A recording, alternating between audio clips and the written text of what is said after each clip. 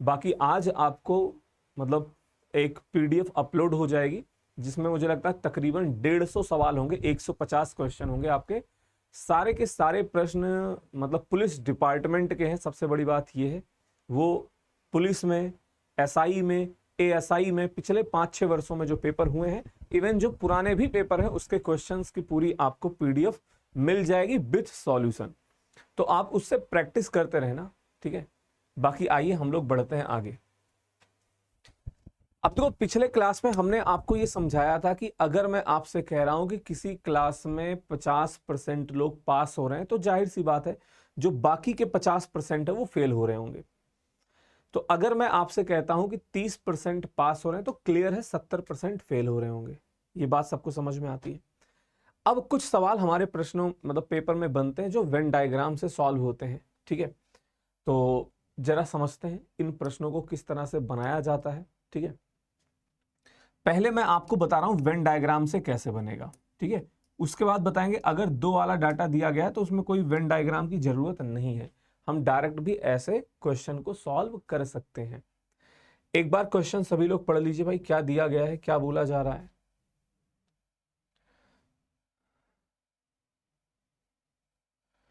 Question में क्या बोला गया है, एक परीक्षा में 50% छात्र हिंदी में, 40% अंग्रेजी में असफल हो जाते हैं।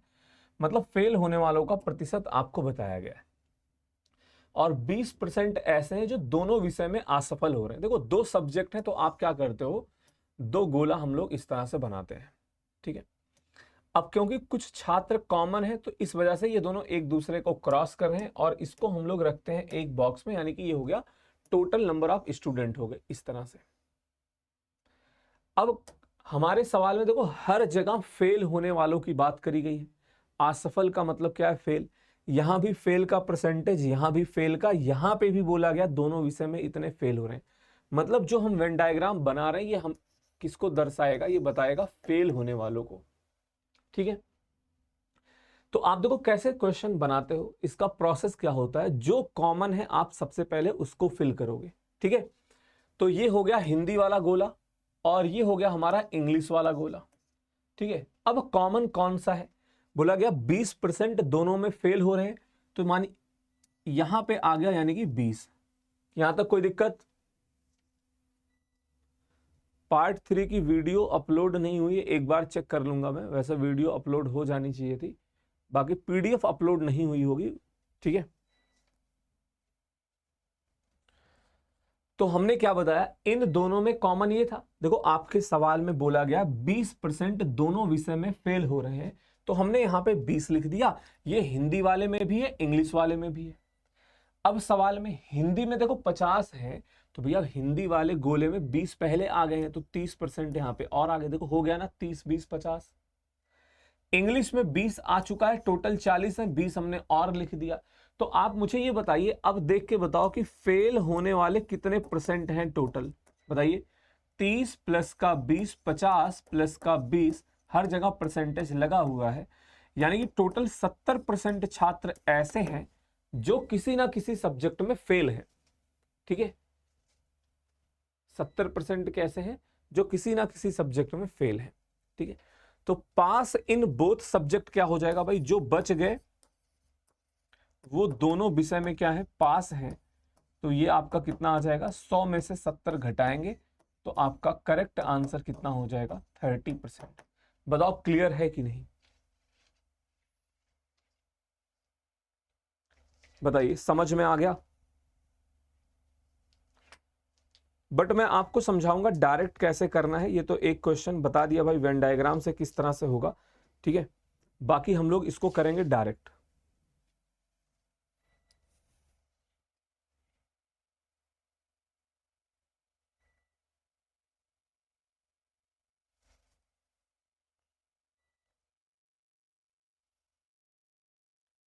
अब देखो डायरेक्ट समझने के लिए आप थोड़ा सा ध्यान दीजिएगा।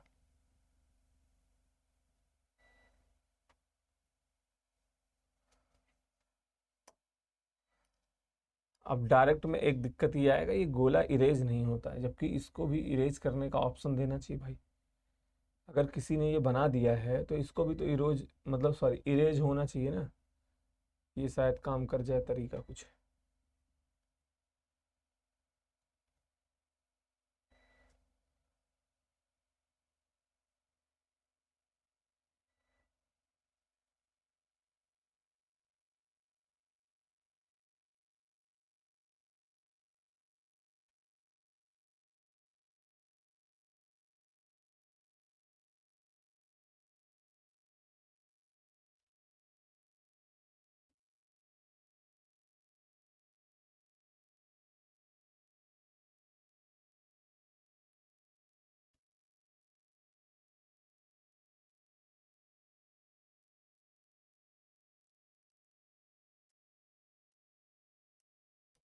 देखो कोई नहीं, इसको इस तरह से मैं गायब कर देता हूँ, ठीक है।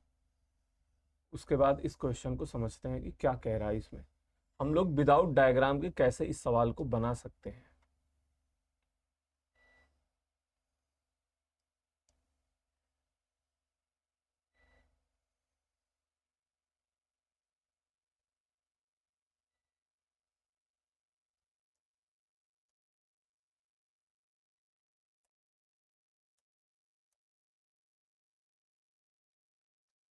देखिए, जब आप स्कूल में पढ़ते रहोगे, कभी कभी कुछ मतलब कोई वार्षिक महोत्सव हुआ या फिर कुछ कार्यक्रम होता था, तो आपके स्कूल में कुछ खाने पीने वाली चीजें बढ़ती थी। बात को ध्यान से समझना, इसको सवाल को छोड़ो, पहले यहां पे जो समझा रहा हूं आप समझिए भाई। एक क्लास में 30 स्टूडेंट थे, ठीक है। हमने एक पार्टी रखी, सबसे पूछा भाई समोसा कितने लोग खाएंगे, ठीक है। तो इसमें जो है 20 लोगों ने हाथ खड़े कर दिए कि सर समोसा खाएंगे। हमने दो ऑप्शन दिया कि भाई समोसा खाओगे कि लड्डू खाओगे, ठीक है, या फिर समोसा खाओगे कि बर्फी खाओगे।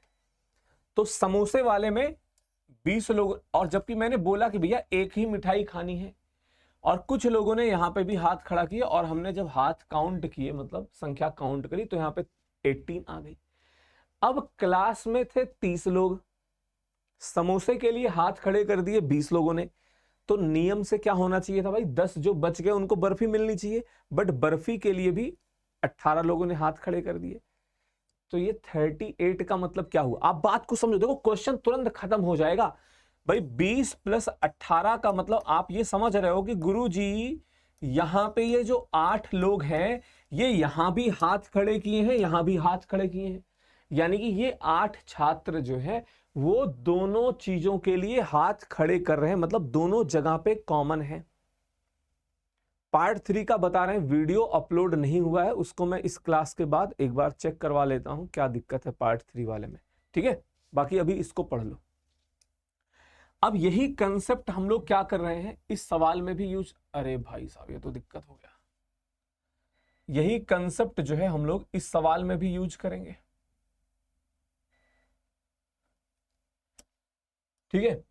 तो जब आपने ये देखा भाई 50 और 40, इन्होंने बोला कि 50 हिंदी में फेल हो रहे हैं, 40 अंग्रेजी में फेल हो रहे हैं, तो जो दोनों का डाटा है हम इसको घटा देंगे, यानी कि सही मायने में फेल होने वालों का परसेंटेज कितना आ गया, आप डायरेक्ट बताओगे 70%।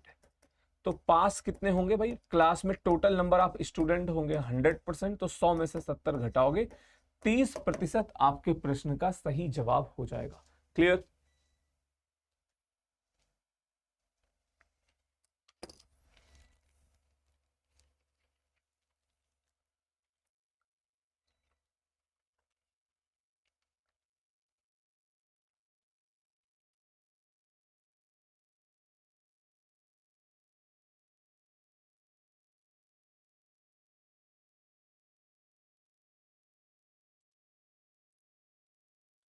अब एक बार इस प्रश्न को ट्राई करिए, इस क्वेश्चन को कोशिश करें भाई, सॉल्व करिए।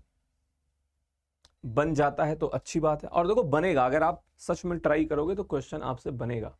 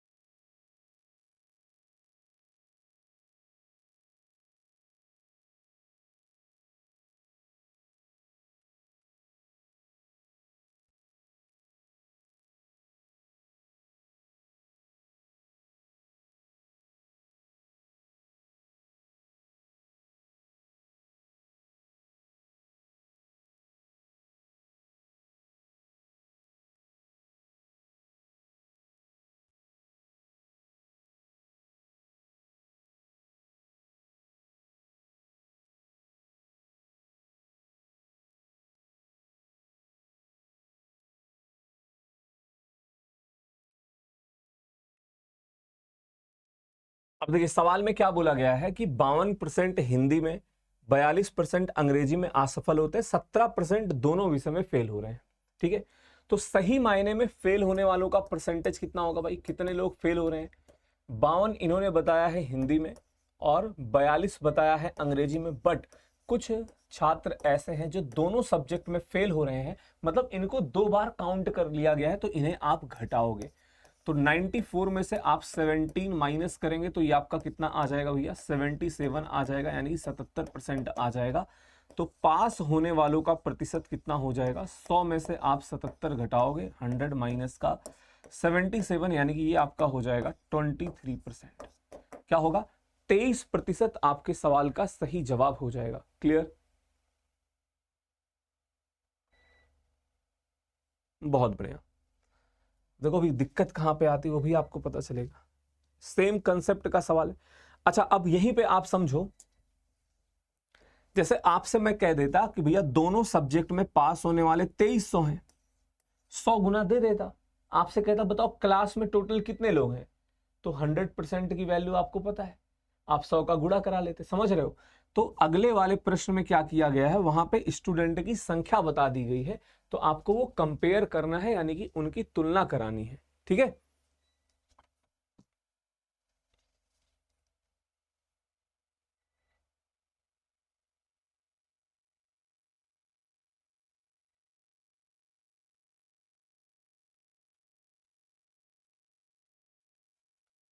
एक परीक्षा में 54% प्रतियोगी अंग्रेजी में, 66% प्रतियोगी गणित में सफल होते हैं, 22% प्रतियोगी दोनों विषय में असफल होते हैं। यदि 1512 प्रतियोगी दोनों विषयों में सफल होते हैं तो प्रतियोगियों की कुल संख्या क्या थी? अब यहां पे देखो डाटा क्या दिया गया, आपको ये देखना क्या। देखो यहां पे ये बोला गया पास होने का, बट ये बोला गया है असफल यानी कि फेल होने का डाटा दिया गया है। तो आप सबसे पहले मुझे ये बता दो, ये कह रहे हैं कि दोनों विषय में 22% फेल होते हैं, तो पास होने वाले कितने होंगे भाई? इसमें से फेल होने वालों को घटा दिया जाए, 22% है तो 100 माइनस का 22, यानी कि 78% ऐसे हैं जो किसी ना किसी सब्जेक्ट में पास हो रहे हैं। बट हमारे सवाल में पास होने वालों का दोनों विषय में अलग अलग से कितना बताया गया है, 54% प्लस का 66%, मतलब यहां के डाटा के हिसाब से 120%। अब आपको पता भाई कुछ छात्र ऐसे होंगे जो दोनों विषय में पास हो रहे हैं, तो पास इन बोथ कितना हो जाएगा, पास इन बोथ सब्जेक्ट 120 में से 78 आप घटा लोगे तो ये आपका आ जाएगा 42%। मतलब 42% छात्र ऐसे हैं जो जो दोनों विषय में पास हो रहे हैं। अब इस 42% की वैल्यू आपको 1512 बताएगी, बताइए कितने गुना दिया गया है? 42 से क्या ये आपका जा पाएगा 4 बार? नहीं, 3 बार, जी हां। फिर इकाई के अंक के हिसाब से ये जाएगा हमारा 6 बार। 36 गुना दिया गया है, तो 100% की वैल्यू क्या होगी? हमसे पूछा गया है प्रतियोगियों की कुल संख्या क्या थी, मतलब वहां पे टोटल कितने विद्यार्थी हैं। तो मैंने आपको बताया भैया टोटल होते हैं 100%। टोटल यानी कि कुल की अगर बात करी जाए तो 100%, तो 100% की वैल्यू क्या हो जाएगी, 3600। क्या होगा, 3600, यानी कि 3600।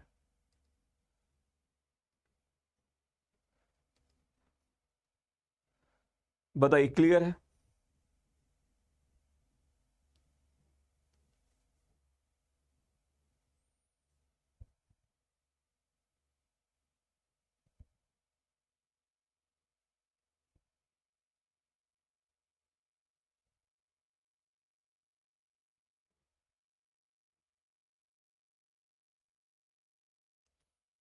अगर कहीं दिक्कत हो तो पूछ लो, वरना हम लोग बढ़ेंगे आगे।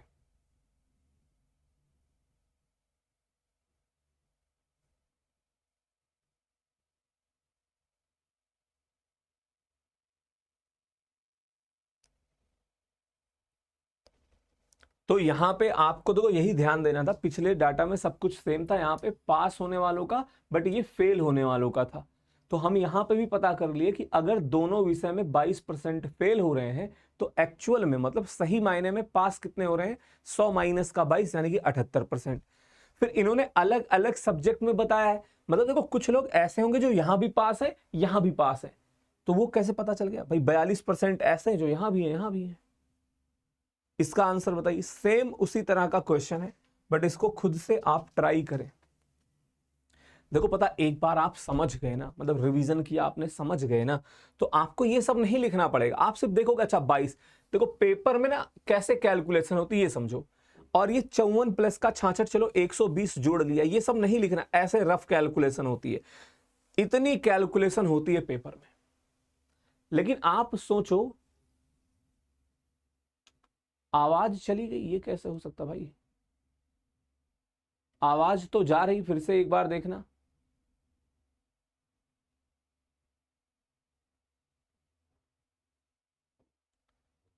देखो आपके साइड से म्यूट हो गया होगा भाई।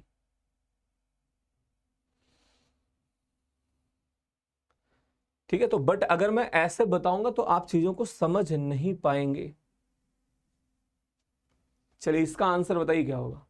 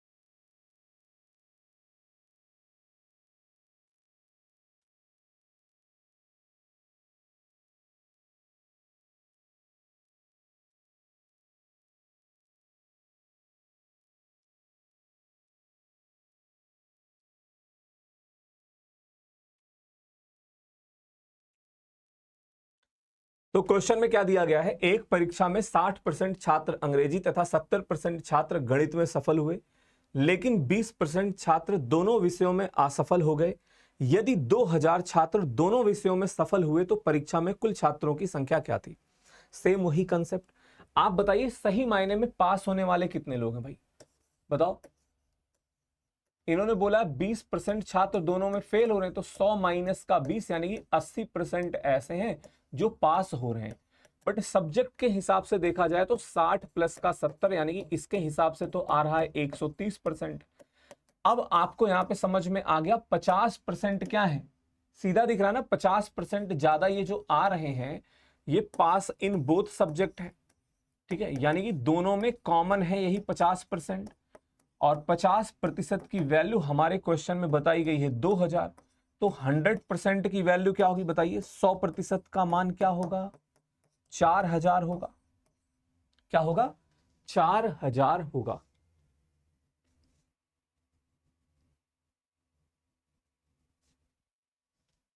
बहुत बढ़िया। अब देखो एक बात आप ये समझना, हमने आपको पार्ट 1 या 2 में ये समझाया था कि अगर मैं आपसे कहता हूं 20% की वृद्धि हो रही है, ठीक है, तो इसका हम फ्रैक्शन वैल्यू के हिसाब से किस तरह से यूज करेंगे, इसीलिए कहता हूं नोट्स बनाकर रखो, कोई दिक्कत होगा तुरंत पलट के देख लोगे। ठीक है, सेम कंसेप्ट आपका और हमने आपको सक्सेसिव चेंज भी बताया था, यही समझाया था। अगर वृद्धि वृद्धि बोला जाएगा तो सोचो सक्सेसिव इंक्रीज हो रहा है, यानी कि क्रमागत वृद्धि हो रही है, क्रमागत बदलाव समझाया था। वही कंसेप्ट आपका यूज होता है पॉपुलेशन यानी कि जनसंख्या वाले सवालों में। तो आपका जो नेक्स्ट टाइप है वो है आपका पॉपुलेशन से रिलेटेड क्वेश्चन, यानी कि जनसंख्या पर आधारित प्रश्न। देखो सब में जो कंसेप्ट है आपका वो लगना तो प्रतिशत का ही है, वो लगेगा परसेंटेज वाला ही, बस नाम अलग अलग है कि ये जनसंख्या वाला है, ये वो वाला है। ठीक है, हाँ 5 से बढ़कर 6, बिल्कुल सही, बहुत बढ़िया।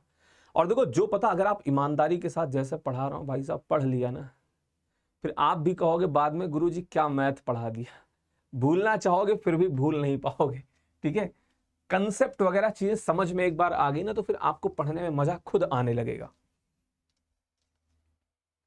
और जो लोग लेक्चर गैप करते हैं, क्लास में नहीं आते हैं, रिकॉर्डेड आप कभी देखे कभी नहीं देखे, तो फिर भाई बाद में धीरे धीरे लोड बढ़ता जाएगा और दिक्कत होगी। जैसे ये सवाल है, बोला गया अकबरपुर की जनसंख्या प्रत्येक वर्ष 14.2/7% से बढ़ती है, अगर 2 साल बाद जनसंख्या इतनी है तो वर्तमान समय में कितनी होगी। सुनो, हमने मान लिया वर्तमान में ये है, देखो बढ़ रही है, फ्रैक्शन वैल्यू होता 1/7, यानी कि 8/7 गुना हुई पहले साल, दूसरे साल भी 8/7 गुना, और बोला गया है कितना हो गई है 2 साल बाद 80,000 हो जाएगी। कैलकुलेशन कर लो भाई, 8 से डिवाइड करोगे ये आपका आ जाएगा कितना 10,000, और फिर 8 से डिवाइड करोगे तो ये आपका चला जाएगा 1250। तो वर्तमान जनसंख्या कितनी आ जाएगी 49 गुणे 1250।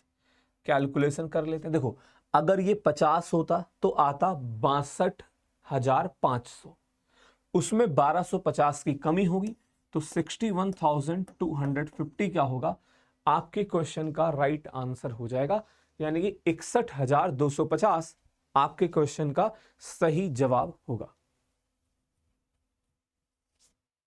ठीक है,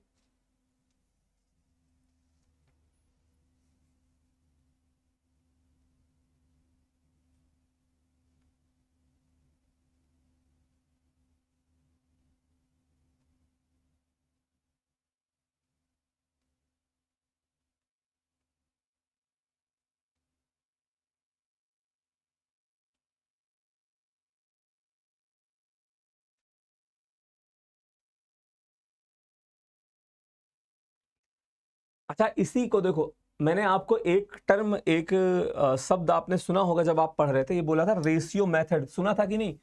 रेशियो मेथड मतलब हम अनुपात लिखते हैं, जैसा कि अभी दीपक ने बताया था कि 7 से मतलब 5 से 6 हो जाएगा। तो 14.2/7% बढ़ने का मतलब क्या होगा, देखो पहले साल जनसंख्या 7 से 8 हुई, दूसरे साल भी सेम प्रतिशत है तो 7 से 8 हुई। इसका मतलब अगर जनसंख्या पहले 7×7=49 थी तो बाद में 64 हो गई, यही ना। आपको बाद वाली जनसंख्या बताई गई है 80,000 है, तो डाटा हमारा कितने गुना दिया गया, वही आएगा 1250 गुना दिया गया है। तो पहले जनसंख्या कितनी हो जाएगी, ये 49 ना होकर 1250। देखो कैलकुलेशन वही हो रही, बस तरीका थोड़ा सा हमने बदला है। इसी को हम लोग कहते हैं रेशियो मेथड। आप आगे भी सुनते रहोगे, सक्सेसिव चेंज या फिर पॉपुलेशन वाले सवालों में हम लोग इस तरह से कर लेते हैं। बस आपको ये देखना रहेगा बाद वाला डाटा दिया है या फिर पहले वाला, समझ रहे हो। तो मेथड देखो, जो भी मेथड होगा आपको सब कुछ बताया जाएगा, ठीक है। बाकी वो प्रैक्टिस के साथ धीरे धीरे आपको खुद, ऐसा नहीं कि हर सवाल हम 4 मेथड या 3 मेथड 2 मेथड से करेंगे। एक प्रश्न में आपको बता दिया, बाकी जैसे आगे सवाल आया तो आप ट्राई करो, आंसर बताओ।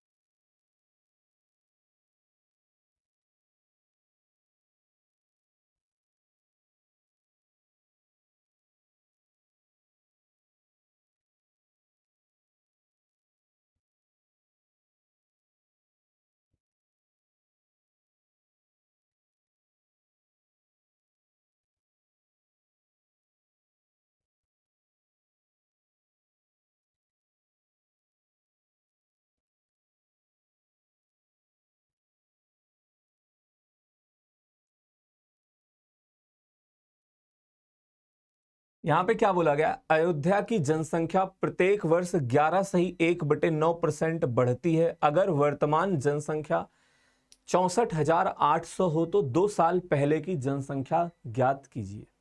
ठीक है, अब देखो सवाल कैसे बनाओ, 11.1/9%, इसकी फ्रैक्शन वैल्यू क्या है लिखवाया है, याद करना ये भी बताया क्योंकि ये सब यूज होते हैं भाई साहब। 11.1/9% का मतलब होता 1/9, इसको मैं लिख भी देता हूं, बट ये आपको ध्यान रहना चाहिए, ठीक है, क्योंकि फिर देखो अगर मुझे हर क्लास में इसको अलग से लिखना ही पड़ेगा तो फिर मुझे मतलब मेरे पढ़ाने का क्या फायदा, अलग से नोट करवाने का क्या फायदा। तो जनसंख्या 9 से 1 बढ़ के हो गई 10, फिर से 9 से बढ़ के हो गई 10, तो इसका मतलब 2 साल में ये 81 से बढ़कर कितनी हो रही, 100 हो रही है। अब देखो आपको दिया क्या गया है, कह रहे हैं 2 साल पहले वाला बताओ। अब कुछ लोग कहेंगे गुरुजी वर्तमान ये हुआ, ये पहले नहीं, आप ये बताइए, सीधा ये समझो, अगर ये 2025 चल रहा है, ठीक है, तो इसके पहले मतलब पीछे जाना है, इसके आगे यानी कि आगे जाना है।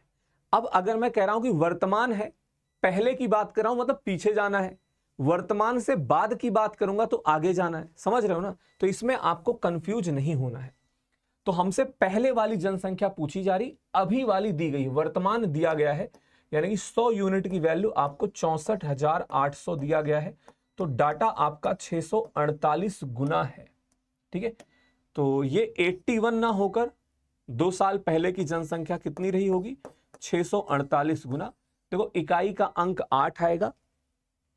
अब आप कहोगे देखो आपको यह भी समझना पड़ेगा, ठीक है, कि कैलकुलेशन भी कभी कभार आपको करनी पड़ सकती। जैसे ये डाटा आ गया, हमें तो पता चल रहा 2 ऑप्शन होंगे, हालांकि आपने अभी नंबर सिस्टम नहीं पढ़ा है, बट इतना समझ लो इकाई अंक जहां पे मैं बोलूंगा सिर्फ और सिर्फ इकाई अंक का गुणा करके देखना है, तो 8 आना चाहिए।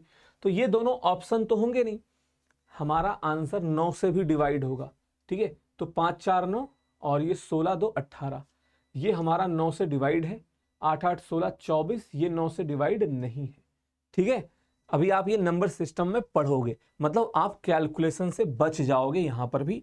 तो 52,488 जो है ये 2 साल पहले अयोध्या की जनसंख्या थी। बताइए क्लियर है।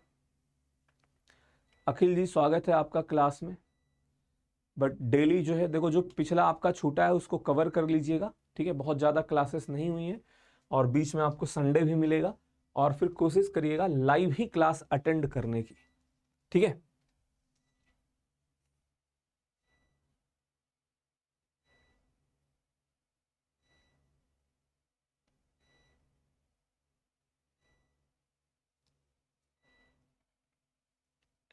इसका आंसर बताइए। अच्छा, इसको सॉल्व करने से पहले मैं आपको दिखाता हूं ये जो हमने समझाया है। देखो एक सवाल ये रहा, इसको जरा देखो पहले। यहां पे 3 परिवर्तन दिया गया है, मतलब तीनों परसेंटेज अलग अलग। अभी तक जो आपने 2 प्रश्न देखे उसमें क्या बोला जाता था, इतने परसेंट से बढ़ रहा है या फिर इतने परसेंट से घट रहा है। बट यहां पे जनसंख्या कभी बढ़ रही है, किसी कारणवश घट, देखो आमतौर पे जनसंख्या बढ़ती ही है, लोग बढ़ते ही जा रहे हैं, बट कभी कोई बीमारी आ गई, जैसे कोरोना आया था, तो उस समय थोड़ा सा जनसंख्या एक बार के लिए घटती भी है जब ज्यादा लोगों की डेथ हो जाती है, ठीक है। तो एक बार आप पढ़िए और इसका आंसर बताने का प्रयास करिए।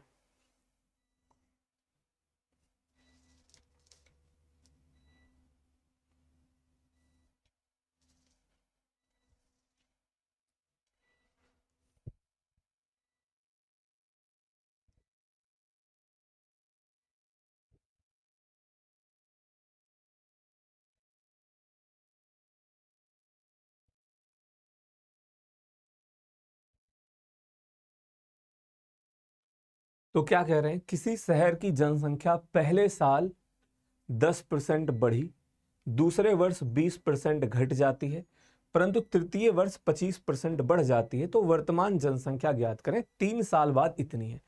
अब सारी फ्रैक्शन वैल्यू लिखेंगे। 10% बढ़ रहा है तो 10 से होगा 11, ठीक है। अगले साल बोला गया घट जाती है, तो घटने का मतलब 5 से 6 नहीं, 5 से 4 होगा। 25% से बढ़ जाता है मतलब 4 से 5 होगा। अब देखो ओवरऑल क्या होगा भाई, ये दोनों कैंसिल आउट हो जाएंगे, मतलब जनसंख्या 10 से 11 ही हो रही है, ठीक है। और आपको बाद वाला डाटा दिया गया है, 3 साल बाद इतना है 41250, तो कितने गुना है, 11 से ये गया 3 बार, 33, ये 7 बार, 5 बार, यानी कि 3750 गुना दिया गया है। तो वर्तमान जनसंख्या कितनी हो जाएगी, 10 ना होकर ये 3750 गुना, यानी कि 37,500।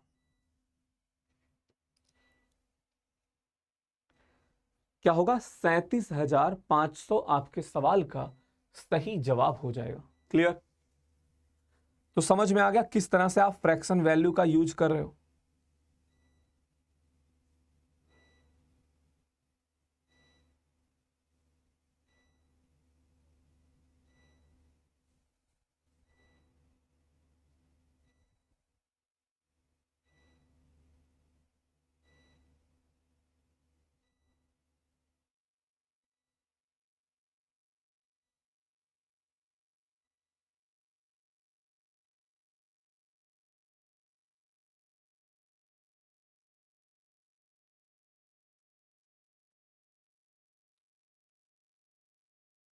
इसको ट्राई करिए।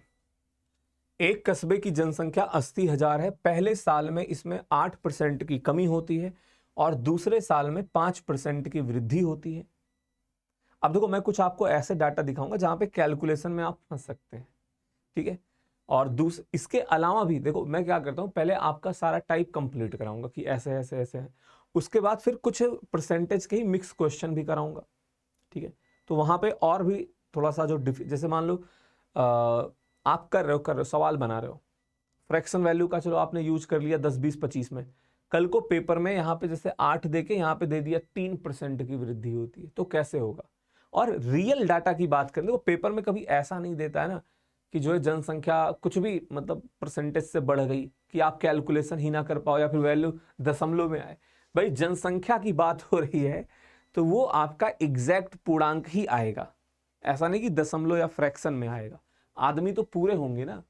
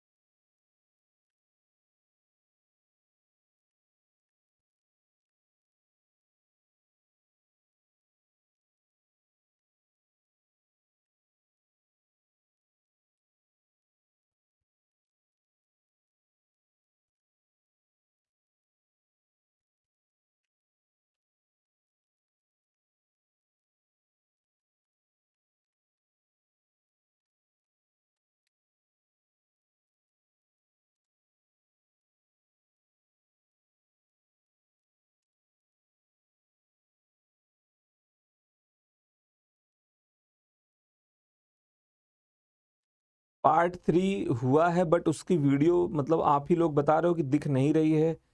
किसी ने मैसेज तो किया नहीं, जो मैंने आपको नंबर शेयर किया हुआ है उस पर, तो मैं क्लास के पहले ही चेक करा लेता। अभी क्लास के बाद देखेंगे, वो आ जाएगा, उसकी टेंशन ना लो, ठीक है। वो वीडियो आ जाएगी भाई, ठीक है। पार्ट 3 आ जाएगा, उसकी क्लास हुई थी, लाइव हुई थी। यहाँ पे समझिएगा, देखो अगर बिल्कुल बेसिक तरीके से बात करी जाए तो आप सवाल को कैसे बनाओगे, ठीक है। आप कहेंगे सर जनसंख्या थी 80,000, 8% की फ्रैक्शन वैल्यू क्या होगी, 4 का होता है 1/25, तो 8 का 2 गुना यानी कि 2/25, कमी हो रही यानी कि हो जाएगा 23/25, ठीक है। फिर आगे बोला जा रहा है कि 5% की वृद्धि होती है तो 21/20 गुना। अब ये कैलकुलेशन करेंगे, आपका आंसर नो डाउट आ जाएगा। बट सबको पता है ये कैलकुलेटिव होने वाला है, क्योंकि रीजन क्या है, इसका कारण क्या है, 23 और 21 का गुणा हो रहा है। हाँ, हो सकता है कुछ डिविजिबिलिटी रूल यानी कि विभाज्यता का नियम लग के सवाल आसान बन जाए, बट ऐसे तो कैलकुलेशन डिफिकल्ट लग रही, बट ऐसे सॉल्व होगा।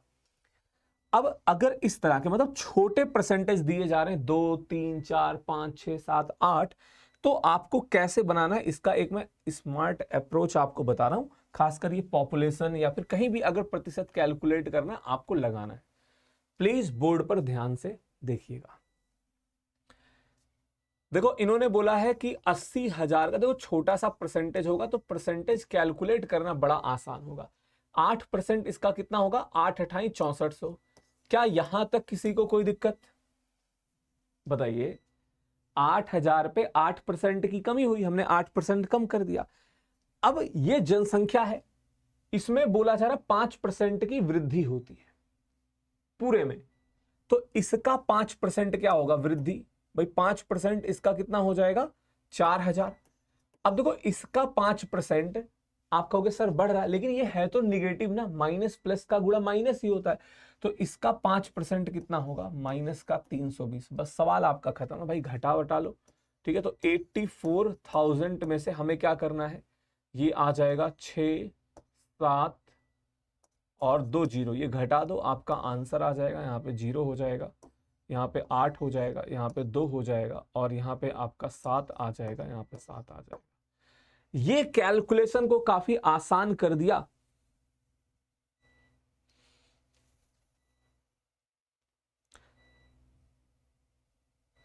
अच्छा मिस्टर आदर्श कुमार, आप ही वो थे जिन्होंने ये लिखा था कि 2 दिन से क्लास क्यों नहीं हुई है? तो मेरे भाई आपने देखो मैसेज कब किया होगा, जब आपने देखा क्लास नहीं है। आप लाइव तो नहीं आए थे, जैसे स्वाति वर्मा क्लास में लाइव आई थी, तो इन्होंने ये पूछा कि पार्ट 3 सर कहाँ चला गया, वो वीडियो अपलोड नहीं हुई है। क्योंकि आप लाइव थे नहीं, तो आपको लगा होगा कि 2 दिन से क्लास नहीं हुई है। वो क्लास हुई थी, वो अभी इस क्लास के बाद सही हो जाएगा।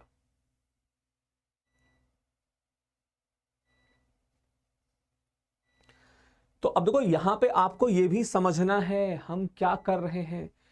इसमें आपका नो डाउट आंसर आएगा भैया, कैलकुलेशन कर लेना थोड़ी, चलो कर ही देता हूं। 20 से डिवाइड करोगे तो ये आपका 4, और यहाँ पे 1 2 3 0 आ गया। 25 से डिवाइड करोगे ये आपका एक बार, और ये आपका 160, गुड़ा उड़ा कराओगे आपका आंसर आ जाएगा। ठीक है,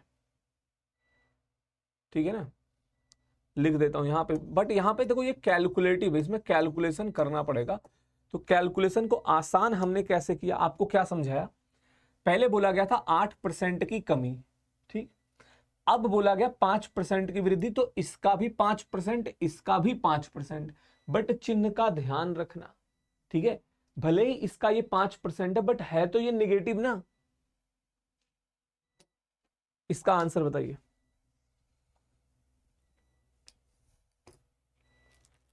कैलकुलेट करें और बताएं आपके प्रश्न का सही जवाब क्या होगा।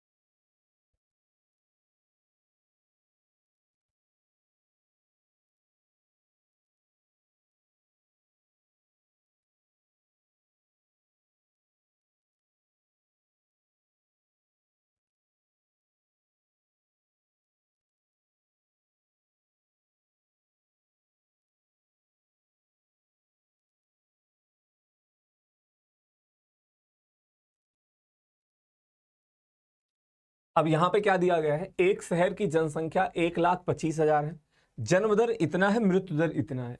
अब ये लैंग्वेज देखो कभी देखा होगा तो समझ में आ जाएगा। इसका सिंपल सा मतलब यह है कि अगर जनसंख्या 12.7% से बढ़ रही है, तो हर साल 2.7% से घट भी रही है, तो ओवरऑल आप देखोगे 10% की ही वृद्धि हो रही है। 3 साल बाद जनसंख्या पूछी गई है, तो 1,25,000 है वर्तमान जनसंख्या।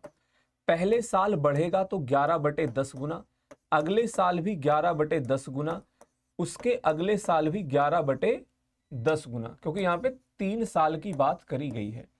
तो 3 जीरो से ये आपका 3 जीरो चला जाएगा, तो 125 गुणे 1331 आ जाएगा। ठीक है, अब ये कैलकुलेशन करना भाई, गुणा भाग करा लो, कोई दिक्कत? बताइए, कोई समस्या?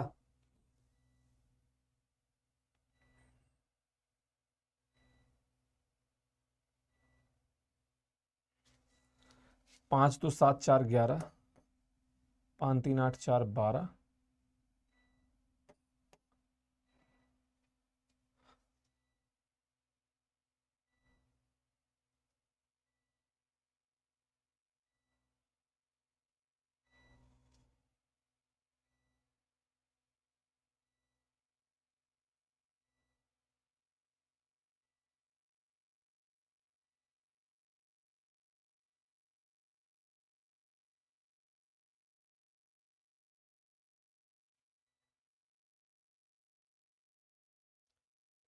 एक बार जरा कैलकुलेशन करना, इसमें कहीं दोनों ऑप्शन मतलब सारे ऑप्शन गलत तो नहीं है,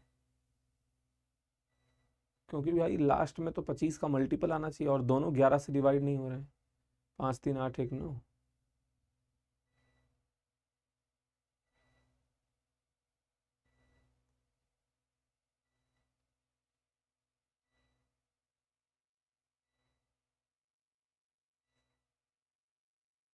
अच्छा, एक सेकंड एक सेकंड एक सेकंड, ठीक है, सब कुछ सही है। हमसे ये पूछा गया वृद्धि कितनी होगी, सॉरी फॉर दैट। देखो, अगर वृद्धि पूछा जाना तो बेटर, यहां पे भी देखो आप कैलकुलेशन करोगे, इसको किसी ने कैलकुलेट किया कितना आया है? हाँ, ये देखिए दीपक यादव जी, बहुत बढ़िया, आपने बता दिया गुणा करा के, तो 1,65,775। अभी मैं समझाऊंगा। ये आया, हमसे पूछ रहे वृद्धि कितना हुआ है, तो 1,65,775 में से क्या करना पड़ेगा? 1,25,000 घटाना पड़ेगा। ठीक है, तो यहां पे आपका कितना आ जाएगा भाई? मुझे लग रहा है आपने गुणा भी गलत करा है। 1,65,775 नहीं आएगा, जरा देखिएगा किसी ने और।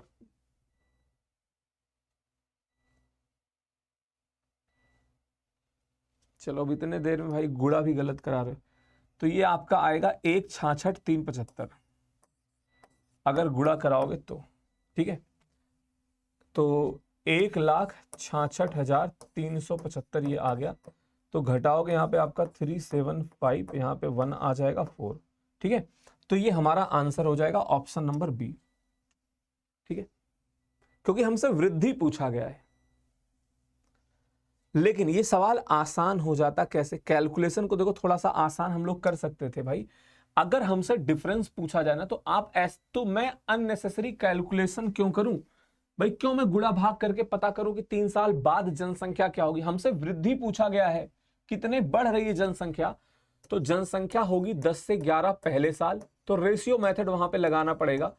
उसमें हमें गैप डायरेक्ट दिखाई पड़ जाता है। कुछ याद आया भैया? यहां पे देखो, अगर 1000 है तो ये बढ़ के हो जाएगी 1331। आपको गैप दिखाई पड़ रहा है कि 331 से बढ़ रही है जनसंख्या, तो इसकी वैल्यू 1,25,000 दी गई है। मतलब डाटा हमारा जो है 125 गुना दिया गया है। ठीक है, तो जनसंख्या में जो वृद्धि होगी वो 331 ना होकर 125 गुना हो जाएगी। तो आप ये कैलकुलेशन करेंगे तो ये आपका वही देगा 41,375। किसी को कोई दिक्कत? बताइए, समझ में आ गया ना?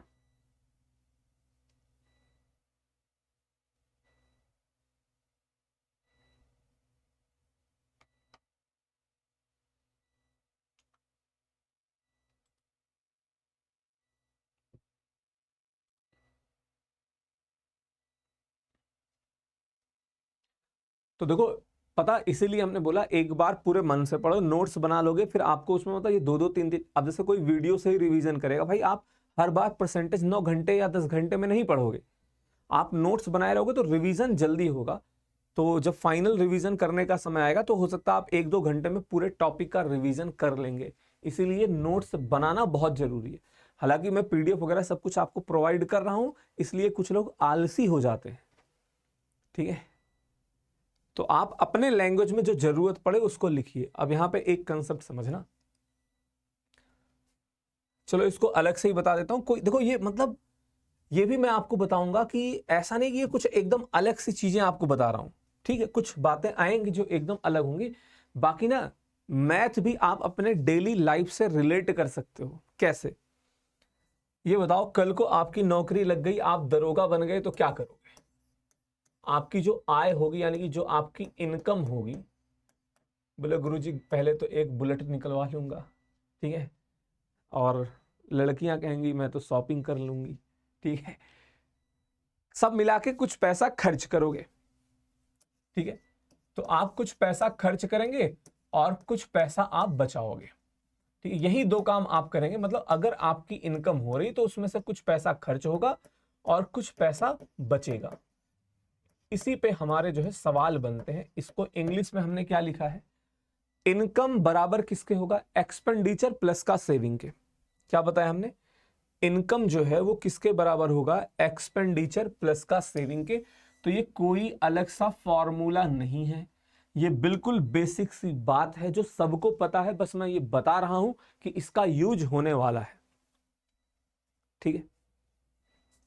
समझ में आ गया ना? आय क्या होता है? खर्च और बचत के बराबर होगा। इंग्लिश क्या है? Income expenditure saving. तो हो सकता है मैं इंग्लिश के वर्ड भी बोल दूं, तो उतना आपको समझ में आना चाहिए। कुछ बहुत मतलब डिफिकल्ट वाली बात नहीं है, डिफिकल्टी वाली, सॉरी।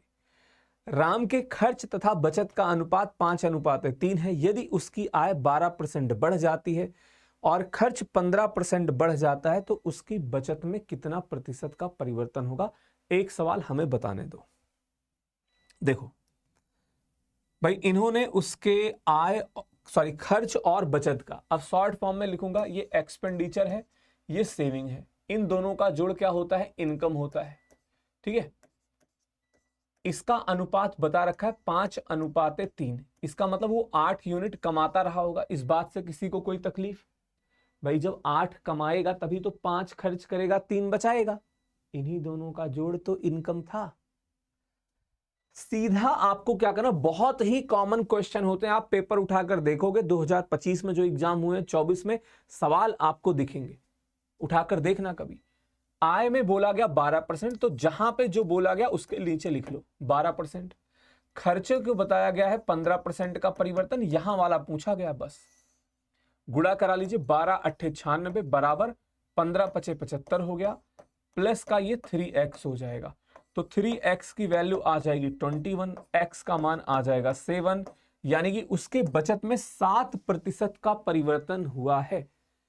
कुछ सज्जन पुरुष या महिला ऐसे भी हो सकते हैं, उनको ये बेचैनी हो कि गुरुजी इसका गुणा ही क्यों कराया आपने, जोड़ा क्यों नहीं? तो मेरे भाई, परसेंटेज कैलकुलेट करने के लिए क्या करते हो? मान लो ये 8,000 अगर होता उसका आय, इसका 12% कैसे निकालते? गुणा ही करा के ना। तो इसीलिए हम गुणा ही करा रहे हैं।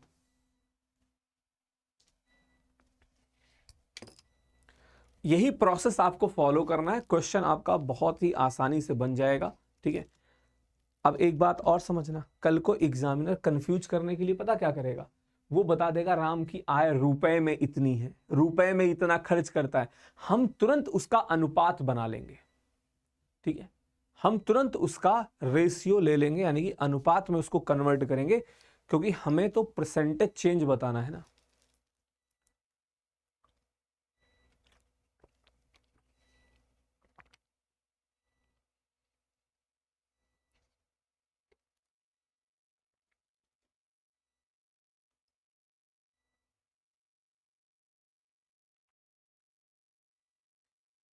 आंसर बताइए इसका क्या होगा?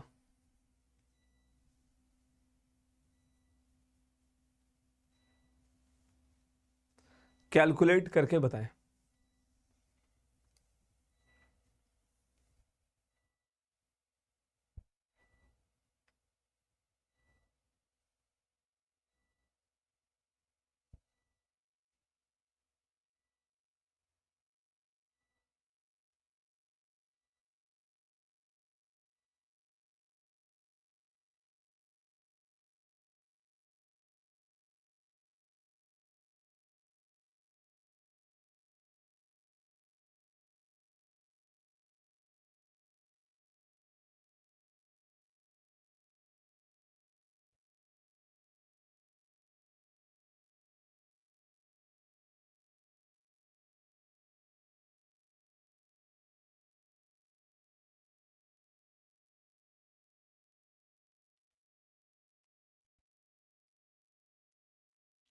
अब देखो इन्होंने बोला अपनी आय का 60% खर्च करता है, यहां भी हम अनुपात ही पता करेंगे भैया। अगर वो 60% खर्च करेगा तो जाहिर सी बात है 40% बचाएगा, यानी कि ये आ गया हमारा 3:2। मतलब वो 5 यूनिट कमा रहा था। परसेंटेज देखिए, इनकम उसकी 20% से बढ़ रही है। खर्चा वो, ये ध्यान देना हम ऐसे लिखते हैं आय खर्च बचत, ठीक है। तो गुणा करा लीजिए, यहाँ पे आपका हो जाएगा 100 बराबर 75 प्लस का 2x। कितना आसान कैलकुलेशन हो गया, कितने आसानी से आपका आंसर आ गया। x की वैल्यू 12.5, यानी कि उसके बचत में क्या हो रहा है, 12.5% की वृद्धि हो रही है, ठीक है। 12.5% का परिवर्तन हुआ। अगर यही मान लो आंसर हमारा यहाँ पे कैलकुलेशन में माइनस में आ जाता, तो आप कहते हैं कि उसकी बचत 12.5% से कम हो जा रही। देखो प्लस का मतलब बढ़ रहा है, माइनस का मतलब घट रहा है। ये समझ में आया। देखो 60% अगर खर्च हो रहा है तो 40% बचेगा। इन दोनों का अनुपात 20 का भाग लगाओगे 3 बार, 20 से डिवाइड करोगे 2 बार, तो एक्सपेंडिचर और सेविंग का रेशियो आ गया। इसका मतलब टोटल वो 5 यूनिट कमाता था।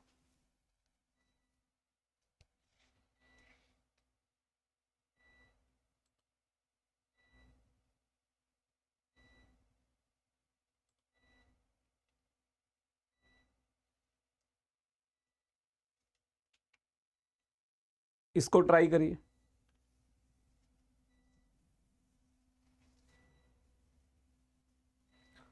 एक व्यक्ति अपनी आय का 75% खर्च कर, देखो अच्छा कुछ लोगों को ऐसा भी लग सकता है कि सर थोड़ा सा क्लास धीरे, पता क्या है, एक बार सब लेवल में आ जाएंगे। मतलब जैसे एक होता ना, जैसे आप क्या करते हो जब घर बनवाते हो ना, आप चीजों को समझना भाई। कोई भी चीज आप करते हैं जब उसका फाउंडेशन का काम चल रहा होता है, काम थोड़ा सा धीरे चलता है। धीरे का मतलब क्या है, उसमें बहुत सारी चीजें होती हैं कि उसमें गड्ढा किया गया, पिलर, पता नहीं चलता कि काम हो रहा है, जबकि काम हो रहा होता है। और जब एक बार उसका बेसमेंट बन गया, यानी कि उस पर आपने क्या किया, उसका बेस बना दिया, फिर उसके बाद उसके ऊपर पिलर क्या होते हैं, तेजी से खड़े होने लगते हैं, फिर उसमें दीवार उवाल सब खड़ी हो जाती है, फिर काम तेजी से होता है। सेम वैसा ही यहाँ पे होगा, जो ये आपके बेसिक टॉपिक। क्योंकि देखो अगर मैंने यहाँ जल्दबाजी करी, यहाँ पे स्पीड मैंने दिखाई, तो मुझे पता जो पहली बार पढ़ रहा है, जिसकी मैथ कमजोर है, वो आगे चल के चीजों को मतलब डाइजेस्ट नहीं कर पाएगा, ठीक है। तो इसलिए जिसे थोड़ा बहुत आता है, पहले से पढ़ रखा कुछ चीजें, वो भी थोड़ा सा सब्र करेंगे, ठीक है। इसी वजह से मैंने क्लास की टाइमिंग आपकी इतने बजे रख दी है। कभी भी हमें जरूरत पड़ेगा तो 10-15 मिनट और एक्स्ट्रा पढ़ा दिया करूंगा, ठीक है। और एक व्यक्ति अपनी आय का 75% खर्च करता है। अब आप मुझे बताइए भाई 75, अच्छा इसको हम लोग ना फ्रैक्शन वैल्यू के हिसाब से भी देख सकते हैं। कैसे, वहां पे देखो परसेंटेज से बताया था, मतलब अगर वो 4 कमाता है, 3 खर्च कर देता है, तो 1 बचाएगा। ऐसे भी देख सकते हो। इनकम 20%, खर्चे में 15%, सेविंग में बदलाव बताना है। तो ये आपका 80 बराबर 15×3 = 45 प्लस का x हो जाएगा। तो x की वैल्यू क्या हो जाएगी, 35%। यानी कि 35% क्या होगा, आपके सवाल का सही जवाब हो जाएगा, ठीक है।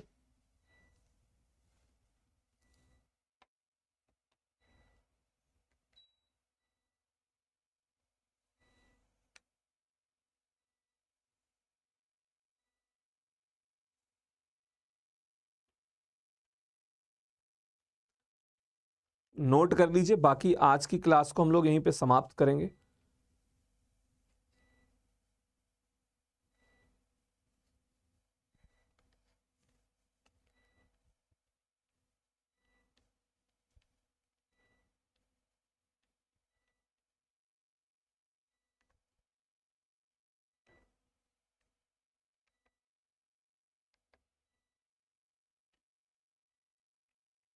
इसके आगे मिलेंगे नेक्स्ट क्लास में। That's all for today. Thank you, धन्यवाद, बाय बाय, टेक केयर।